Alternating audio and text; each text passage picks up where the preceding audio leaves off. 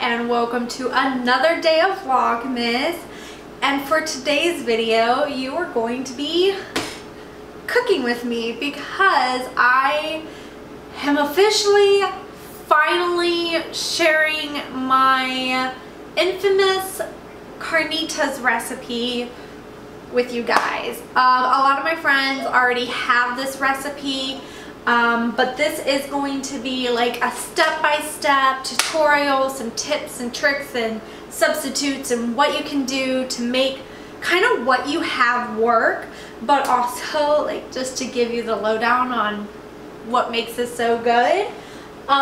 In case you guys don't know, because you're not a part of my, immediate friend and family group, this recipe was created back in 2020. I kind of like took a little bit of a lot of different recipes I saw online to make my own version of it using what I had in access to me from specifically the store in South Korea. And it's kind of morphed into this really delicious meal that my friends, especially in South Korea, they loved so much that they kind of asked for it as their like last home cooked meal, which was really special and cool, and obviously I was happy to oblige. So starting right off the bat, there are a couple different ways this can be done. For today, I am going to use my Dutch oven. However, I usually do it with a slow cooker, crock pot, or with my Instant Pot. However, my Instant Pot is currently not working, and I don't own a slow cooker because I use my Instant Pot as my slow cooker. So if you're doing it in the slow cooker, you want to give yourself about 6 to 7 hours. If you're doing it in the Instant Pot, you're gonna want to do around 2 to 3 hours. And I'll kind of explain those steps and how it breaks down, and I'll also be really good about leaving like a description down in the description box below the video, and also I'll do a pinned comment as well. But for today, I am going to do the Dutch oven because it is very similar concept to doing it in the slow cooker. So the only difference is if you're doing it in the slow cooker and you really want to take the extra steps, you want to braise your meat. And braising it is literally just like searing all of the juices and everything into the meat. So you want to sear it and then put it in the crock pot. If you're doing it with certain Instant Pots, they actually have a saute feature, so you can sear it in that. Or in this case, I can sear it right into the Dutch oven. So you want to sear your meat first, but I'm going to let you on a little secret. If you want to be lazy or you don't have time, and trust me, I have been there, I've had those days where I didn't have time to sear the meat, it's still going to be a great flavor profile, but there is a slight difference in braising the meat versus just throwing it right into the Instant Pot or right into the slow cooker and starting to, cook it. We're going to chop up the meat into smaller sections so it cooks a little quicker and a little more evenly. Then we're going to sear it in the Instant Pot for some people. We're going to sear it in this or sear it in a skillet. And then we're going to slowly cook it in the oven today, or you're going to put it on a low to medium heat for 4 to 6 hours in the crock pot. Keep an eye on it, and once the meat is tender and starting to fall apart, that's when you know it's done. But let's get to searing the meat so I can then show you the steps of cooking it. Alright, so what you're going to want for the meat: salt and pepper for sure. If you're sauteing the meat, which I'll get to in just a moment, you're going to want some oil. And then the meat, you want pork, shoulder, or butt. I typically do around 6 pounds if I want a ton of extra. which I do because we're going to eat this for lunches and stuff like that. Or you can do about half the size and do like 3 pounds. I don't recommend going less than 3 pounds, but that's just my opinion because that's kind of what I've like taken into calculations for all of this. Alright, and then for your spices, I know this looks like a lot, but this is what gives your meat flavor. So you're going to put this in later after your meat has been cooked and shredded. You're going to want cumin, and you're going to want more than this. I'm going to have my husband maybe pick up some cumin on his way home because that is not enough. Onion powder, garlic powder, or garlic salt. But if you're using garlic salt, you're going to want to use less salt later in this recipe. Paprika, cayenne powder, chipotle chili powder, and chili powder. Now, this is kind of in the lineup of the most to the least that you put in your concoction, okay? For the coleslaw, you are not going to want to skip this. This with the carnitas is key to a great taco. So for your slaw mixture, you're going to want cilantro. This just happens to be cilantro and coriander mix. I think it'll be fine, but cilantro is perfect.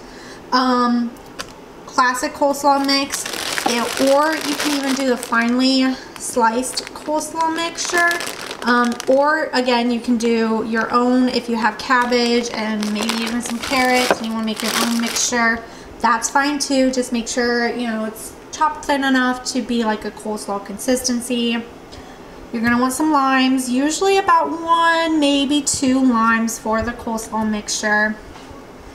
Sour cream and mayo, we'll get into this in a little bit. And oregano. You're not going to want to skip the oregano. I promise you, it does make a difference. And then salt and pepper to taste once we get into this. And then to finish off your tacos, you're going to want, of course, your choice of tortillas.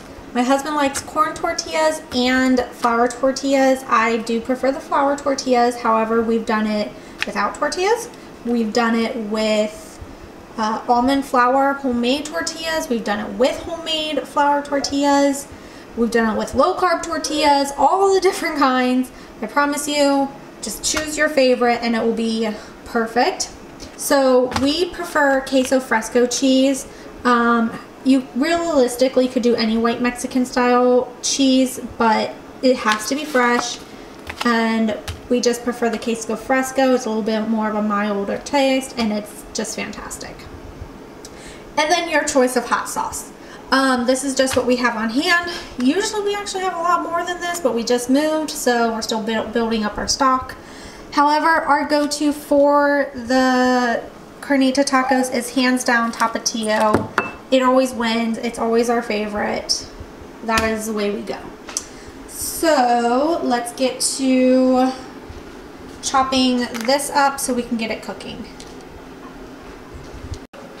Alright, so while I'm cutting up my meat, I'm actually going to get some oil heating up in here. I'm just using a little bit of some olive oil. My favorite way to cut up this meat is literally just cut it with some scissors, kitchen scissors. It doesn't need to be perfect because it's getting shredded in the end. Alright, so that's going to have to be good enough because there's a big bone in there.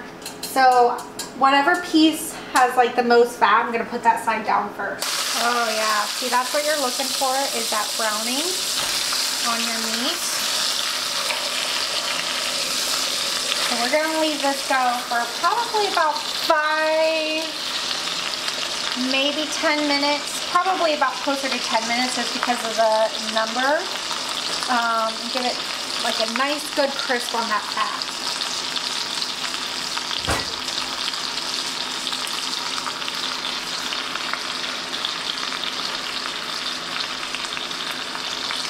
While this is cooking, we're actually going to turn the oven on to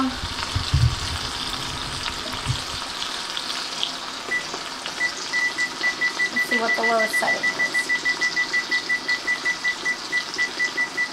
Alright, so we're going to turn it to 225 to start and kind of see how this goes.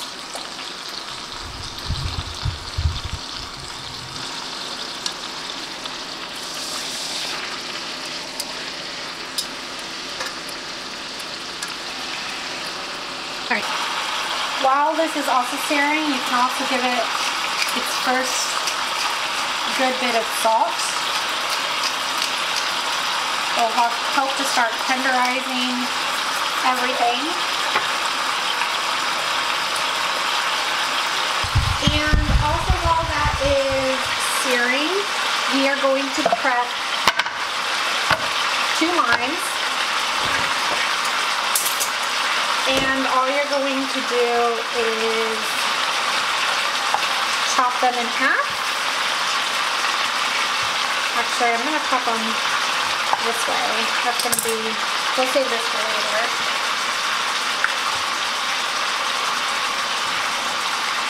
So I'm going to chop them this way because we are actually going to juice them. So if you don't have a juicer, just squeeze them by hand. And then whatever type of juicer you have, just go ahead and use that. Don't throw these away, hold on to them. And then you are going to take these limes and literally just throw them in. So again, if you didn't sear your meat, that's fine, you can skip that part. But now you are going to put the meat in a tiny bit of water, and I'm talking like this much on the bottom of the pan, just to give the bottom of your pan an even coating. I don't have to do that because I kind of rendered some of the juices out of the meat, so I already have a liquid on the bottom. And then the limes, and that lime juice is squeezed. And that lime juice is what's going to tenderize this meat. And we are going to lid it, turn the stove off, and put it in the oven. Alright. Alright, so now you get to just sit back and relax and enjoy a nice cocktail, or go about your day, do some cleaning, whatever you need to do. You're just going to check on this or your slow cooker, you know, every like hour and a half-ish, 2 hours. Just kind of rotate the meat if you need to, especially if it is a little crowded like this is here. You know, if you have a smaller piece of meat and more space, you might not even have to really rotate it. You're looking for consistency of the meat just kind of falling apart. My favorite, like perfect to cooking, is when you put your fork in it and you kind of stir it and the meat just shreds on its own, so you don't have to like sit there and pull the meat apart. That's when it's really, really good. Now if you're cooking this in the Instant Pot, what you're going to want to do after you saute it, if you sauteed it in your Instant Pot, then you're going to turn it to pressure cook. So in the oven, we're kind of testing to see exactly how long it's going to take in the oven, so stay tuned for that. It is currently 2 o'clock. I'm thinking 3 hours, because in the slow cooker it's like 4 to 6 depending on how much meat you have and if you cook it on low or cook it on high. And then in the Instant Pot, typically I would say about 45 minutes, max like an hour and 15. And that's if you're doing a lot, and I'm talking like 9 pounds plus of the pork. And then once it gets to that shredded consistency texture, then we're going to mix up our spice blend. So we'll be back in just a moment for that. Alright, so the carnitas meat has been cooking for a little while. I did go ahead and up the temperature from the initial 225 to 300 because I looked it up, and most slow cookers, low temperature is actually 190 and a high is 300. So I did up it to 300 in the oven just so it would be done on time for dinner and to finish making this video, because that's always my issue, is the end product of this video. So it is almost done. We're probably about 20 to 30 minutes out from shredding it. So I'm going to start with the spices, getting those ready to add to the mixture, and then it'll get like a last 20 minutes for the flavors to kind of soak in. We're also going to get started on the SLAW mixture and getting that prepped.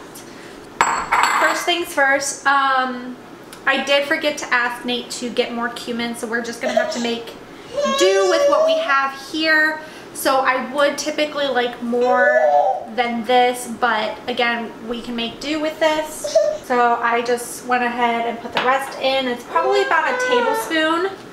And then we are going to do about another tablespoon of garlic powder, about a tablespoon of onion powder.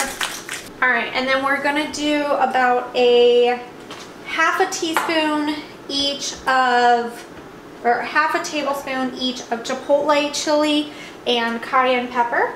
I'm giving you guys like rough estimates for, remember mine is 6 pounds of meat right now. So if you're doing more 3-pound roast, you're gonna wanna cut this in half.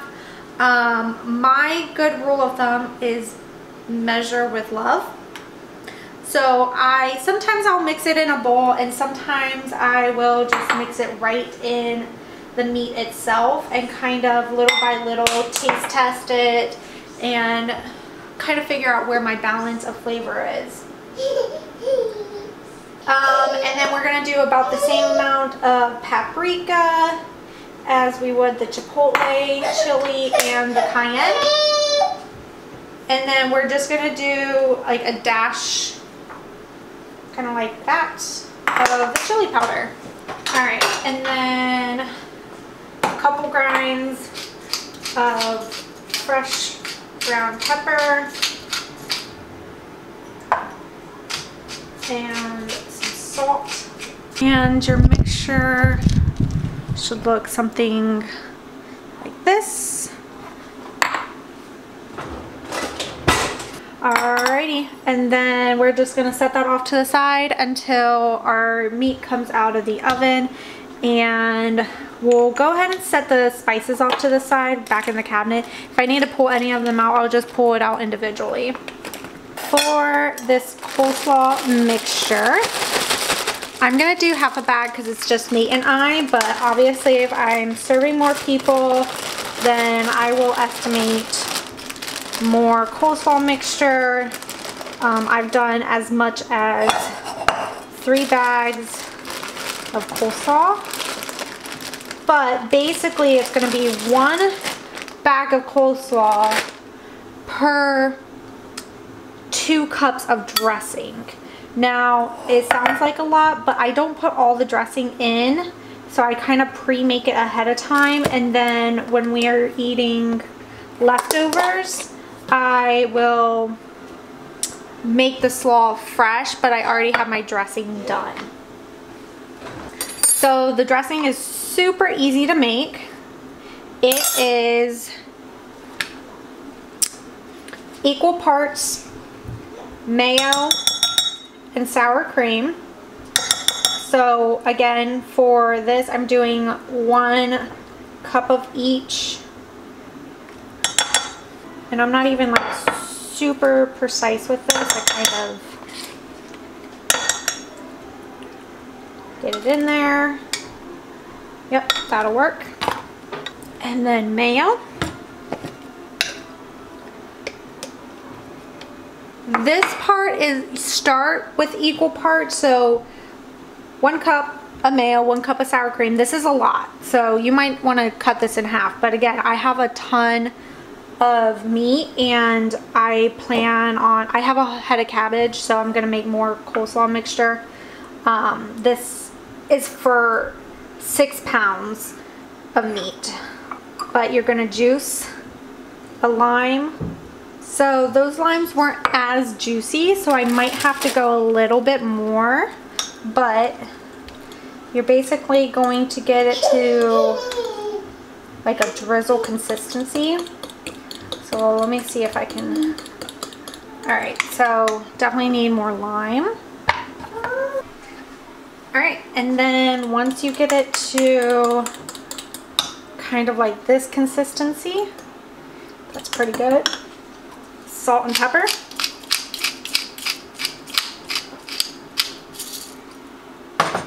Good couple grinds.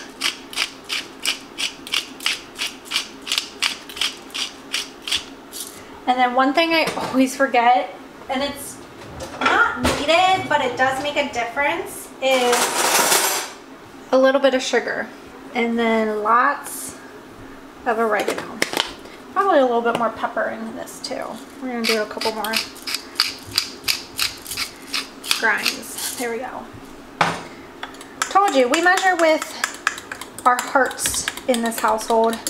There's no precise, exact measurement. Maybe that's why all my friends ask me to make it, but tweak it to the profile you like. If you don't like it as salty, don't put as much salt in it. If you don't like as much pepper, don't put as much pepper. If you don't like as much spice, do more cumin and less chipotle and all that stuff. And then last little bit for this dressing, this coleslaw, just some cilantro. And we're just going to do a quick rough chop on this.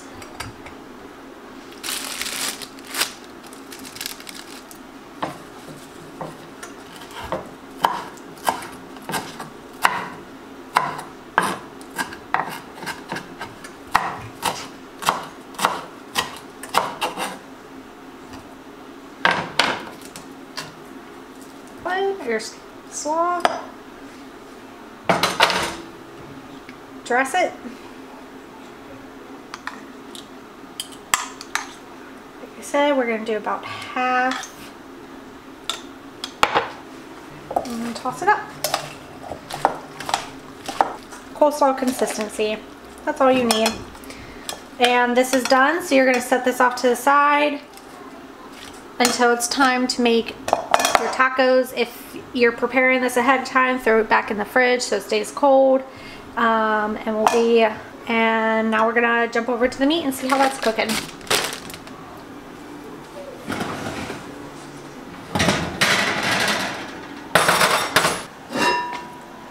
Oh yeah. First thing you're gonna want to do is you want to get these lines out of your way. Boom, boom. There should be 4 of them. Oh my god, this meat is so beautiful. So just get the rest of that meat off the bone. Oh my god, look at how freaking clean that bone is. Now this is super wet, so I'm going to pull some of the liquid out, but I'm not going to dispose of it because as you store it, it sometimes dries out, and this is perfect to in order to reheat, put it right back in your meat. So it's drained. You can literally just then take your fork and your tongs and just stir, and it literally falls apart. That's when you know this is good. And I'm gonna start adding my seasonings in.